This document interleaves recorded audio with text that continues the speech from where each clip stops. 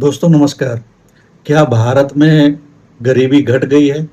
और इतनी घट गई है कि वह 5% ही रह गई है, 6% पे आ गई है।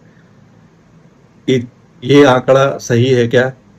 सरकार तो ऐसा ही दावा करती है कि भारत में गरीबी घट गई है, लेकिन यदि ऐसा हुआ है तो संयुक्त राष्ट्र की जो अभी हाल ही में रिपोर्ट जारी हुई है, जो ईरान युद्ध के संदर्भ में चेतावनी दी है, और उसमें उन्होंने कहा है कि अगर ये युद्ध लंबा चलता है तो भारत में 25 लाख लोग और गरीबी की चपेट में आ जाएंगे।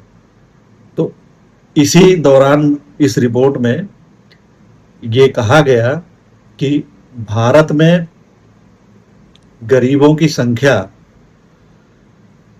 35.40 करोड़ तक पहुंच सकती है यदि ये युद्ध लंबा खिंचता है तो, बल्कि इससे ज्यादा भी हो सकती है। ये प्राथमिक आकलन इन्होंने बताया है, और इनका कहना है कि भारत में फिलहाल 35.15 करोड़ लोग गरीबी रेखा के नीचे हैं, यानी गरीब हैं, यानी कि गरीबी की हालत में है। तो 140 करोड़ में से 35.15 करोड़ गरीबी की हालत में है, ऐसा इस रिपोर्ट का कहना है। हालांकि सरकार का मानना तो है कि वो केवल 5% है, और ये आपको बैठेगी कोई 24% के आसपास जो है। इसके अनुसार जो है गरीबी का आंकड़ा है। 24 और 5 में तो काफी अंतर है।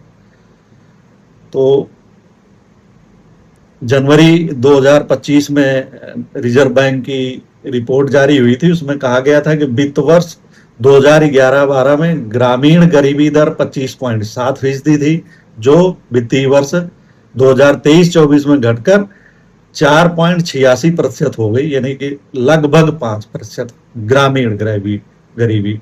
और इसी आंकड़े में आगे कहा गया था कि शहरी गरीबी 13.7% से घटकर 4.09% हो गई है। मल एकदम से खत्म जैसा इसको बता दिया गया है।